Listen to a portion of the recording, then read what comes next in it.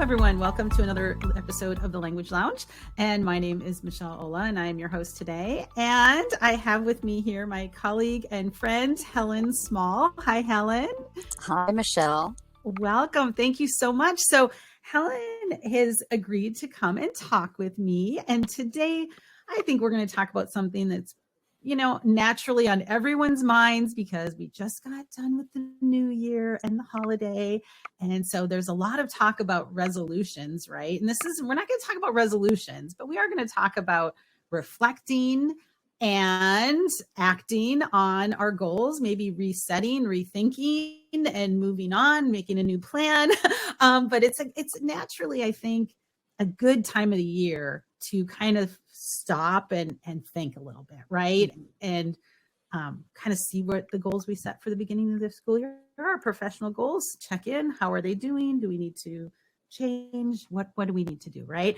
So we're going to talk about that today. So thanks, Helen, for joining me as a partner to talk about this. So when you think about, Helen, goal setting and reflection, where do you start? Well, first, actually, let me give you a chance to tell about yourself a little bit. I just kind of skipped that introduction. So tell our listeners, kind of your context and where you are and what you're doing and your experience with teaching and learning.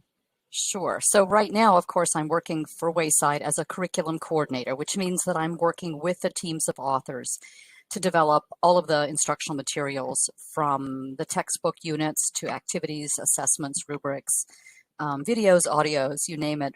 The authors do it all. And I provide the feedback and make sure that it's all proficiency based, on target, all of those things. But prior to that, I actually had a whole career in education. I was a classroom teacher of French and German for over 20 years, I think 23 years. And I have fallen into all of these wonderful careers over my time. I fell into becoming the state supervisor in Virginia, which is where I live. And so as I was state supervisor for 6 years, which gave me the opportunity to work with other state supervisors on national projects, one of which was Linguafolio, which is very much about student goal setting. And that got me into the whole idea of goal setting. And then from there, I became a district supervisor in Newport News, Virginia, and did that for 7 years. I think that's probably one of the favorite jobs I've had. And I retired from all of that glorious public education, and somehow Wayside is how I'm filling my retirement. That's funny. With a full-time job. Yeah. I know. I swear I know more teachers who retire and then are busier than they probably were when they weren't retired, right? I mean, yeah, I know. Who takes on a whole new career in a different fields? Well, anyway, we're glad you did. Absolutely. Me too. Well, something that you mentioned, I think that might be a great place. Your work with Linguafolio and talking about student goal setting, and how did that kind of transition to now what we're going to talk about with professional? Well, that's a good question. So, Dr. Moelllear has done a lot of research on student self-assessment and student goal setting. And the idea is that when students set their own goals and can achieve them and reflect on their learning and how they're learning and what helps them learn, that can have ramifications across the board. They do better. If you look at any of Dr. Moelllear's research that she's published, kids that are involved in goal setting do better on national assessments. I mean, they just do better across the board. And of course, that's because you're setting a goal yourself. It means something to you. You're committed to it. It's intentional. And if you commit to it, you're much more likely to actually achieve it and then reflect on it. Like, was it a good goal? All of those things. So that was sort of my first introduction to the concept of goal setting as a thing. Obviously, we always set goals every day. Like today, I'm gonna walk in my neighborhood and get some exercise, and then it may or may not happen for a variety of reasons. Like I didn't really commit to it. It was a lovely goal, but not enough of a goal. So so that's how I got into goal setting, when I saw the benefits it has for students and thought about it can have benefits for us as adults too. And then in my various jobs, I find that if I don't set it as a goal and really commit to it and set myself up for success, in reaching that goal, I think that's the key part that we often forget about, then I'm not as likely to meet my goals or to be as effective in whatever position I'm in, whether it's a classroom teacher trying to get material across to my students, whether it's as a district or state supervisor trying to support teachers, it doesn't matter. Today, whether it's a matter of supporting my authors and giving them the feedback that they need and finding the resources that can help them. So I find that having a goal, and just like 1 or 2 goals, don't go crazy, can help me to make sure that I actually accomplish something, which is a good feeling, right? Absolutely. So that's so important, because there's so much more than just saying you're going to do something, right? That's not really what we're talking about when we talk about goals, whether it's in life or professional career, right? We can all say a lot of stuff. We can all tell each other a lot of stuff, right? And so I think that understanding of, what is a good goal? How do you set a good goal? And then how does really self-reflection and reflection and adapting that really kind of fit in, right? And so let's talk about, I know people have talked about, how to set a goal. There's lots out there. We talk about SMART goals. But let's just, for those that maybe have not heard of SMART goals, I know you mentioned something that I thought was great, and that was a smarter goal, setting a smarter goal. So what is a smarter goal, Helen? Okay, Michelle. So we start with the SMART goals, right? The goal has to be specific. Don't have a lofty goal like I'm going to use the target language 90% of the time. That's going to be too much at once. So have a very specific goal, like I'm going to use the language 90% of the time, at least once a week for 15 minutes. I mean, start small. So be specific. It has to be measurable. And meaningful. Let's go with meaningful first, because if it doesn't mean anything to you, if it's one of those goals that's been imposed by the district, I won't say the state, because that's really the legislators that are imposing things on us. And then your state people are desperately trying to write policies that are going to be okay. I've been there. So, but it has to be meaningful to you. If you're just setting the goal because you have to check off a box, the chances of success are a lot less likely. The A is for achievable or attainable. So it has to be something that you can actually do. And that's where some of that reflection comes in, because you have to really think about what you can reasonably do. We all have goals imposed on us that there's just no way we can actually do them. So if you can work it around to find those steps that you can do toward that goal, that might be better. So you want it to be achievable. R would be, well, I'm sorry, where am I? R for relevant. And that's like relevant to the situation. And that's a really important concept too, because situations change. The situation that I was in when I made this goal in September may not be the situation that I'm in later on, right? Relevant situation. And I know I was thinking back on when I was a first-year teacher, what was relevant was like, I got to get through second period today and survive that class or that situation. So your goals are going to change a lot across your career. And then lastly, the T is for time bound. You have to have a timeline with steps, and it has to be achievable within a certain time frame. It can't just be a nebulous, lofty sounding, wonderful goal that you can't achieve. But the last two pieces, and these are things that Ali Moelllear added, are evidenced, as in how do you know that you met your goal? What's your evidence? And that could be evidence along the way as well. Like, what are the steps I have to meet? And how can I show that I did those things? And then reflection. You have to reflect on the goal and reflect on the process as well. Like, what went really well in this process? Maybe what did I learn about myself in the process that I can apply to other things? What could I do better next time? Is it even, as you're reflecting along the way, is it even still a goal? I mean, why am I doing this? Should I still be doing this? Right. I think those are some really good questions. We're going to unpack some of those too, but I really like that, what you said about just that reflecting on the process as well, because I think sometimes we get caught up if we didn't have the outcome that we wanted. That doesn't mean there wasn't growth, right? So even Right. shooting for that goal, setting that goal, for myself, sometimes I think even if I don't make that goal, how have I grown along that way? And I think that's where reflection can add that piece of, nuance to it as well. Right. So I have a friend who is a money coach. She's in a totally different career than I'm in. And she recently did a blog about smarter goals. And the R for her was not reflection, it was reward. And so I'm going to Oh yeah. suggest that as we reflect, we maybe celebrate, because there are things that are going to come out of that you didn't even expect. You might have connected with a person that you didn't know before. You might have discovered that maybe you need something yourself before you can go any further. All of that. So, but I like the idea of maybe rewarding yourself through celebration, at least, for Yeah. what you do Well, accomplish. absolutely. Because again, those are things that are going to, kind of the neuroscience behind why we change and why we grow and why we can meet our goals, right? Is we have to have some outcomes and we have to have some rewards. I mean, that does going to help us stick with it. It's going to help us build those, kind of help the process sort of thing. Yeah.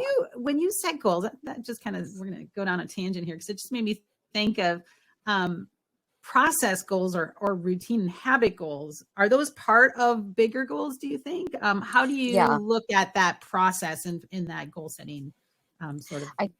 I think that's key to really making the bigger goal happen, is to set smaller habits, because a Okay. small change in habits can have a big impact in how you do things, and whether or not you can reach a bigger goal, um, for sure. So that's just part of breaking it down and making it Yeah. manageable. And that's why I had a teacher. We would set goals at the beginning of the school year, and she's just a fantastic teacher, Wendy. And I would say, Wendy, thank you for your 27 goals that you have for this year. Let's narrow that down to just one, maybe two. I'll throw you a bone and let you do two goals this year. We would do it based on the TEL Okay. document, for example, with my Wonderful. district. So, yeah, so try not to be too overzealous in the goals that you make, but it's really, Yeah. really important to reflect and revisit them.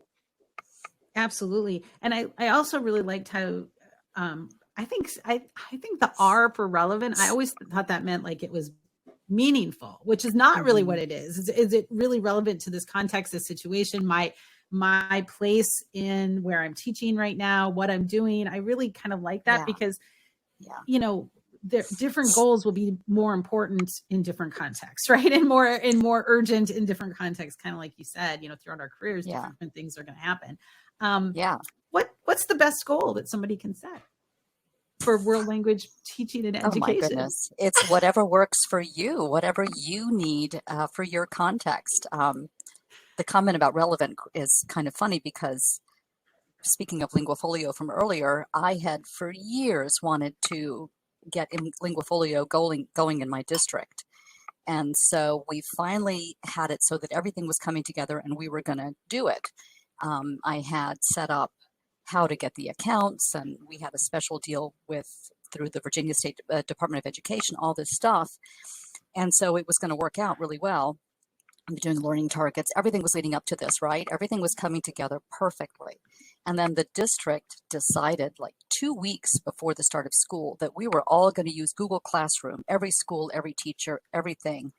And so Linguafolio was no longer as relevant, um, not going to Yeah. be meaningful to my teachers, because they were scrambling with a whole new set of things that they had to worry about. So the goals changed, Yeah. because I think if any of those pieces are missing or change from specific, measurable, achievable, relevant, um, then that goal is going to fall apart.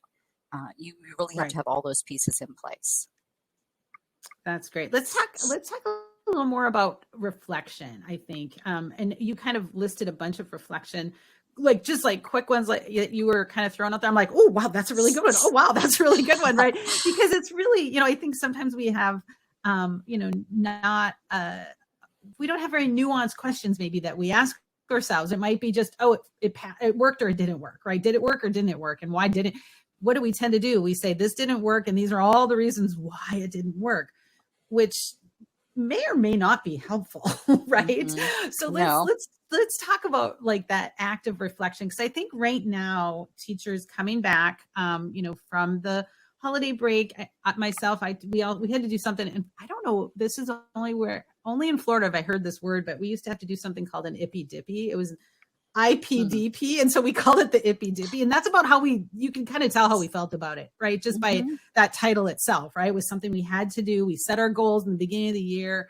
And then we pretty much put it in a drawer kind of it sat there. And I think we looked at it right before I looked at it right before my final evaluation when I was supposed to bring it back up and tell what happened, right? And so I think right now is a natural spot to kind of stop and say, those goals that I set at the beginning of the year, where am I? And kind of where do I need to go? What do I need to do? And really that's only going to happen, I think, through, honest self-reflection, right? And so talk a little bit about kind of honest self-reflection a little bit, if you would. Right. And the word honest, I think, is really the key part there, because you have to be honest with yourself, and honest about the situation you're in, and maybe honest with the people who have asked you. If somebody else is asking you to set a goal that maybe you didn't come up with on your own, maybe be honest about what you need and why it may or may not be achievable. That's part of it too. But I think when you look at a goal and you're reflecting on your progress, the first thing that I would recommend is to look at what has happened, what has been successful, so that you can start on a positive note. What have you managed to accomplish toward that goal? And maybe it's time to reevaluate the steps. Maybe you've gotten to a certain point, and that's really all you need to do at this point in your life, and you can move on to something else. Maybe that's it. Or maybe you need to figure out, if you didn't meet all aspects of the goal, what were the stumbling blocks? What is preventing you from doing it? Is it maybe your own, the fact that it's not really meaningful to you? Or maybe there are stumbling blocks at the district level? Or maybe you need to improve your own skills. I know it took me a really embarrassingly long time to commit to the 90% target language. I had taught for a long time before I really was ready to dive in. And it was a game changer. So the spoiler alert is I did it, and it was fabulous, and you should all do it. But I wasn't quite ready. And so you have to be honest with yourself too about what you're ready for. And I had to do a lot of research into CI teaching, and I had to really consider how I was going to make things comprehensible. And I was doing it in German, which is sort of a native language, but I'm also got that heritage language piece going. So I had to really think about my own language skills and what my students needed. And I have to say, a lot of positives came out of making that switch. As you can imagine, I was much more aware of what my students did and did not know, or did not understand and could produce, than I ever had been before. But it took a long time to commit to that one. So be honest about what you're really willing to do at this particular point in your career and in your life. There will be times when you have things in your personal life that are going to take precedence over professional goals, and you just need to set those aside, and that's okay. So be honest with yourself and give yourself some grace if the goal didn't work out. And if it's something, for example, you want to try a new strategy with your students and you're determined to expand your toolkit, that's something that we all kind of go through that stage where we've survived second period, and now we're going to do stuff for all of our students. We tried out something new and it didn't work. I always told my teachers, you got to do it at least 3 times before you give up on it. And that's probably true for any goal you have. You have to really give it an honest try. Try that strategy, figure out why it didn't work, and then try it again with the next class or modify it. And that's for goals too. You can modify those goals. You're not, just because you write it down doesn't mean you're stuck with it for life, right? Right. You can scrap it if it's no longer valuable. Yeah, absolutely. But be honest. And be honest. And I think the couple things that you said there that really struck with me as well is that, you might have to evaluate, be honest with the level of knowledge that you have, the level of skills that you have, the level of just comfort you have right now, the context you have, all of those things. And be honest with yourself that, sometimes I have to give myself a pep talk, and sometimes I have to give myself okay, you've learned enough about this now. You've learned you've been to all the conference settings, you've listened to all the webinars, you've watched YouTube videos. Now, Michelle, you just need to do it. Like, you just need to do it. And guess what? It's not going to be perfect at all. Oh, It's not it's going going to to be be, a it might not even mess. be, it might not even be pretty. It might be, a disaster. And so I think for me sometimes, and maybe other teachers feel that way too, sometimes that fear of the next step of that goal, can kind of stop us as well. And so knowing that, like you said, give yourself some grace, give yourself some, but also give yourself some persistence and tenacity that you have to keep going, right? Kind of Right. trust the process and muddle your way through it. And only can you get there if you're really honest, right? About where you're at Right. and where you want to be and how bad you really want to be at that next place. And if you're willing to, do what you need to do. And sometimes that means failing. And that And I sometimes that think means, yeah. I love that you said that, because you're going to learn a lot more about yourself and your practice and yourself as a teacher by having that really messy process. And you may fail. And it's okay. I would tell my students, we're going to try something totally new. There's a lot of research behind it. So I'm not just making it up as I go, but we're going to try it, and it may work and it may be messy. And I got them all on board, and it was very messy when I started Mm-hmm. to really focus on teaching in the target language. It was very messy. I had a lot of explaining to do, Mm-hmm. but you have to be persistent. You're right about that. I think that's not going to happen unless it's really meaningful to you, though. So you also have to be at a Mm-hmm. stage where this is Yeah. really what you're ready for and what you want to do. And then dive in, try it. What the heck? What's the worst that can happen, right? Exactly. Yeah, yeah. Awesome. So I love that part about that honest kind of self-reflection. So what are some questions that you think that teachers could benefit from putting in and making a habit out of reflection? Because I think reflection also Mhm. is, it needs to be built. Like, that could be my goal. Just that I'm going to reflect every day. I'm Yeah, going to reflect and figure out, what happened and where to go next. Right. Because I do think it is such an important part of goal setting. But what are some questions yeah. that you think would be, both either specific or in general that the teachers could ask themselves? Yeah. So for me, the most important question is why? Why am I doing this? And to stay focused on the end goal that way. Is this really what's best for my students? Is this really what's best for my colleagues? Is it what's best for me? So why am I doing it? And I know I've done one of those motivation surveys for Mm-hmm. what motivates you, and mastery was at the top, and then purpose was the next one. I don't remember the third one. Um, but Yeah. purpose is important to me anyway. And maybe what you need to do is figure out what motivates you, and what is important to you in this goal. But I would ask the question, why? Why this goal? Why now? Why me?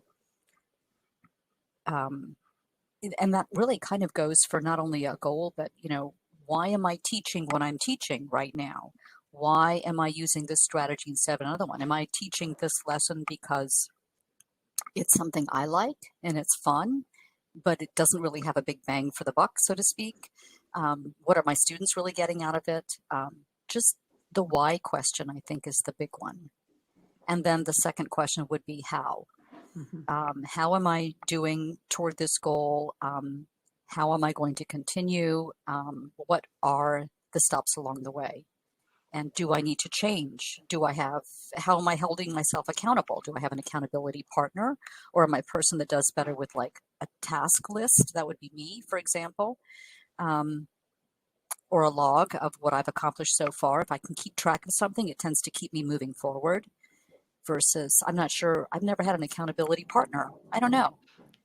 That's interesting. Um, So yeah, yeah, so I think that's a really good point, that we all, once you figure out kind of where you're at and maybe what your next step is, that may include things like, how do I keep, like building in a system of how do I keep moving forward, right? Because whether it's whether you're a new teacher or a veteran teacher or just moving on through life, that sometimes we can get stuck in that survival all the time, right? We're always we're in that survival mode, and we don't have that time to kind of reflect and think about. And I might need to build in my goals that accountability piece, whether so it's funny you say that, because you said you like checklists. One of the things, I'm trying to, new year, new me, all this stuff, right? But I'm trying to get back on track with my exercise plan, and I printed out this nice little thing, and you're supposed to color in every day you do it. It didn't motivate me at all. Like, it just that wasn't for me. My friend is doing it. She loves it. She loves seeing that little thing get colored in and know that she met her goals. Now, on the other hand, my friend and I are texting each other every day. And we're touching base, like, what did you do today? Did you drink your water? You could easily say how much of your class period did you speak in French or Spanish, right? Like, to me, that personal connection is what keeps me like daily motivating and moving forward. And it's not going to be the same for everyone, right? No, it's not. But you do have to plan for that reflection and plan to check in on yourself. So even just putting it on your calendar, like, okay, it's every 3 weeks, I'm going to check in on how I'm doing on this, if not daily, right? Daily can be too much. It depends on the goal. Absolutely. Right. So, yeah, no, I love that. See, in that motivation survey I did, I remember that other people were like at the bottom of my list of priorities. It's a terrible thing to admit out loud to people, but I was not motivated by the connections as much as by the knowledge and the purpose for doing something and all of those things. So if I know that that's what motivates me, that's what I have to stick to. Yeah, I love your example of walking too, because I have one of those fitness watches that tracks your steps. I'm not wearing it, which tells you how I'm doing on that. Me either. Gotta get back to that, right? But setting yourself up for success is really what that's about, and putting all the pieces in place. Yeah, absolutely. And knowing what's going to motivate you, and what's going to work, and what isn't going to work. I love it. I love it. So talk about how do we get this out of our heads, right? We can't just make a goal, and I can even make a SMART goal sitting here right now, or a smarter goal in my head. But what really, I need to get it out there, right, in the world. So tell me, what do you suggest? How do you plan? How do you take that idea and that wanting to do X, Y, or Z and literally make it concrete? Would you write it down? Do you actually go through that process of doing that? I would do that. Yes. I would do that. I would write it down, and then I would stick it in front of me where I'm going to see it every day. But I would also make sure that I am writing down the steps to get there, and not just having this end goal, because it's too far in the future a lot of times, that goal. So write down the individual steps. You do want to make it concrete, and you want to tell somebody about it if you can. Like, this is what I'm going to do, and can you check me on it? Or just verbalizing it.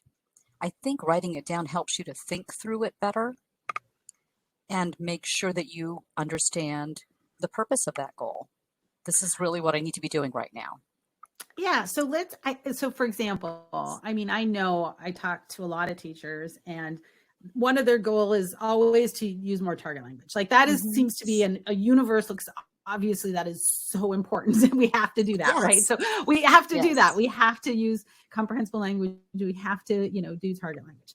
So going through that, what do you think? So let's kind of walk through, let's walk through a SMART goal with that. So let's say, Helen, I want to use the target language from now until May. Okay. So what's the first thing you would ask me to clarify? I would say, from now until May is a pretty lofty goal. So I would say, how could we make that a little bit more specific? Like, I'm going to use the target language. Start small. I mean, I know that 90% is the goal, but you may not be ready for that if you just dive in. Start with, 25% or 50%, or I am going to, maybe what you want to start with is, I am going to script myself this lesson plan. I'm going to figure out exactly what I'm going to say, because you do have to do that in the beginning. You have to know how you're going to get it across. So I'm going to set a goal to do one activity or one segment of each lesson totally in the target language, scripts it out ahead of time. At least, you don't have to read from a script, but just the Right. act of scripting it out puts it in your head and gets you to think, this is the language that I need to use. Or I'm going to work on a sub goal this week, ensuring that my students understand me. I can speak the target language all day long. We're all professionals. We can do that. But how am I checking for understanding? So all of those things are part of teaching in the target language. So there's just, So we need to, that's so a big yeah, one. so like I You need to to be unpack it. specific. Oh, you need to unpack it, really. You Like, need what to does that unpack it. mean, Yeah. right? What is the Like, what does that concept and how do mean? we do Right. that? And Right. I agree 100% with that first, that 90%. If you're doing 20% right now, that 90% is probably not realistic or achievable, right? Or, Exactly. and it's going to stress everybody out. And that's part of that reflection, just like knowing that is probably not Right. going to work, right? And then Right. if it doesn't Right. work and students don't respond and I get pushback and it's negative, I'm not likely to up it and and keep Right. going with it, right? So I So love what that can I breaking it do? down. What can I do, right? So Yeah. okay, well, I'm going to use all Spanish for the first 20 minutes of every class period while I am introducing and practicing vocabulary. Perfect. That's great. Michelle, how are you going to do that? What are you going to say, okay, that's nice to say, Yep. but no, then what would be next, right? Okay. Right, exactly. Because you can't just babble at the kids. You have to have some activities planned that allow you to use the target language, lots of like personalized questions and answers, back and Perfect. forth. Yeah. Are you going to use So images? I might just write down, okay, what is a person? I've heard people say PQAs, or I've heard people say PQA. movie talk or whatever, right? I might have heard Right. these things, but I might say, okay, well, let me see, what is that? I'm going to research one of these ways. I'm going to try it in one of my lessons. And I'm going times. No, I'm going to try it three times before I give up on it, because I got to get good at it first too, right? Yeah, that's great. That's great. Yeah. But so maybe the goal is the movie talk is a goal, or the PQA is a goal. See, that to me right now took off a lot of stress of now that 90% target language, blah, blah, blah, right? That big, huge, massive thing that is a weight of me being really not good at it and not even knowing where to start now became one activity that I'm going to try 3 times that I'm going to get really good at. And then my next goal can be to, add another strategy, add a different way, do it better, whatever it might be. Exactly. And that's exactly the way to approach it, because you're just going to be demoralized if you just say 90% target language. And I don't know how to do that. You have to figure out, you have to unpack it and break it down for sure. Yeah. So, yeah. See, we can do that. So it's just kind of dig a little bit deeper and deeper, right? Yeah. And you don't have to reach that goal all at once, right? You have to do it at your own pace. But I like to do things. I like to be good at things, Helen, and I like to do things. Did I mention I like mastery to do it all now, is my right? number one. Exactly. Took me 18 and a half years of teaching before I reached a point where it was just untenable. My little German 2 students were so frustrated, and I thought, there is no reason that these perfectly intelligent young people cannot do better. And I had been researching, and so I was doing all the steps to get myself ready for this. It took a long time. And then when I did it, it was a game changer. It changed, it leveled the playing field for my students. So, I love it. yeah, but yeah. Little changes to make big impacts, right? Exactly. And I think that's what we have to focus on. Yes. And by taking these opportunities to sit, reflect, and it's funny because for me, reflection, I'm not good at individual silent reflection.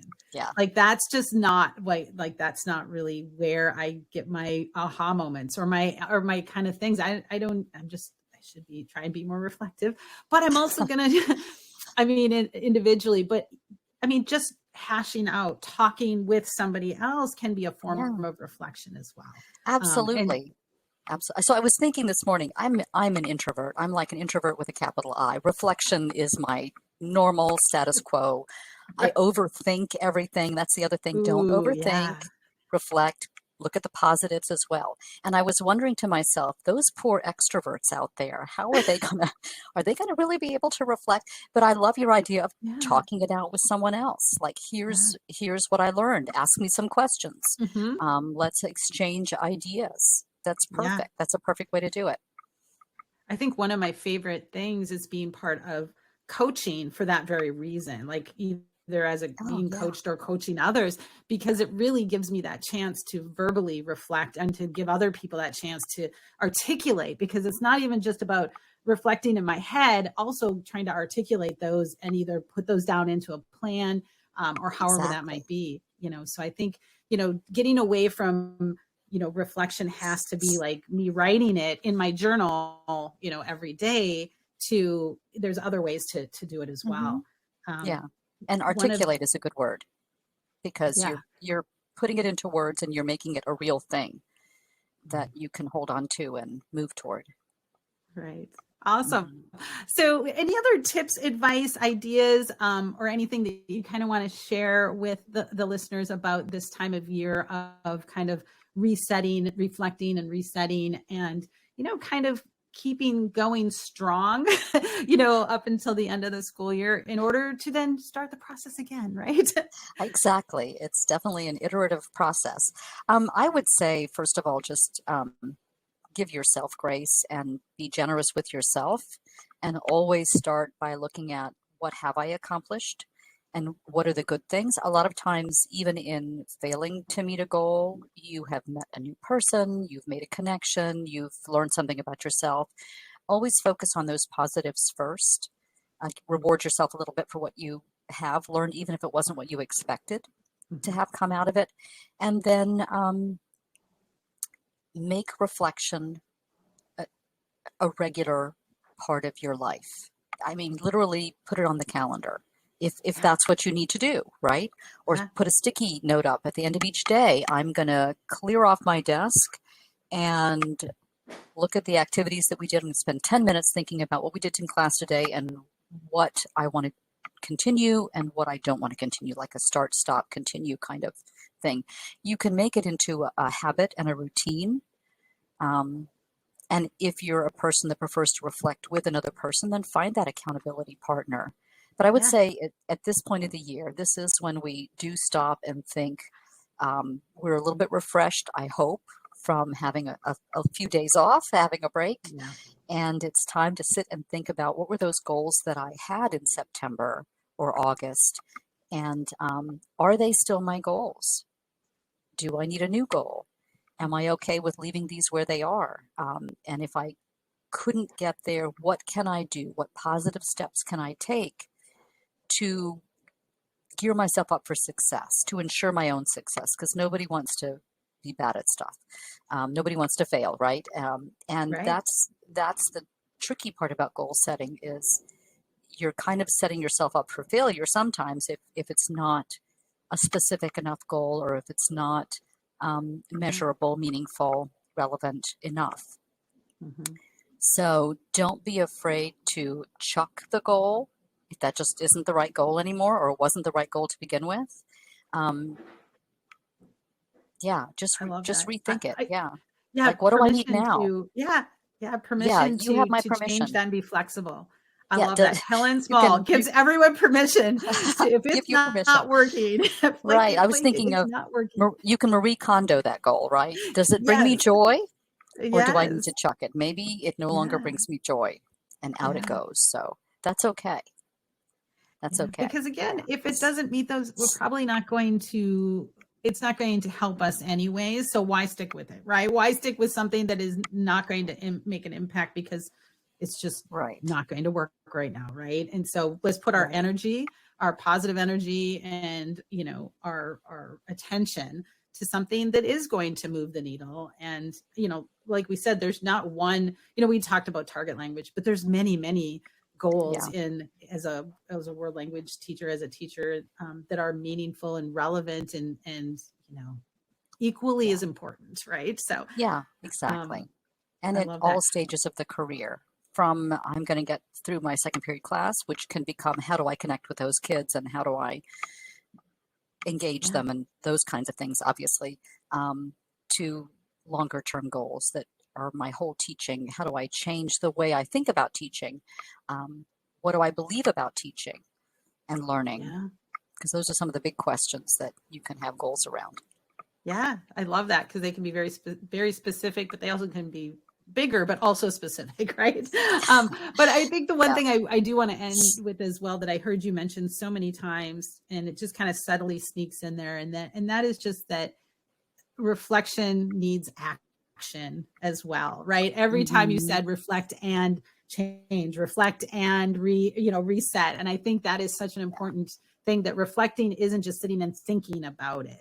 That reflection really is that action part of that experience. And whether stopping doing something is an action as well, right? And so I love that idea that you had, what is it? Stop doing, continuing doing, or start doing, and that might be your action. It might be as simple as that. What happened today? What am I going to stop doing, start doing, or continue doing? And start there. And if it's not start small, and if it's not part of, if for nothing else, if you don't have a big huge goal and you're not into goal setting, at least the goal of reflecting and acting on that reflection would be a wonderful place to start. Absolutely, it's a great place to start. Awesome. Well, this was really lovely to talk with you. And so one reason Helen is here today too, and we get to talk with Helen more.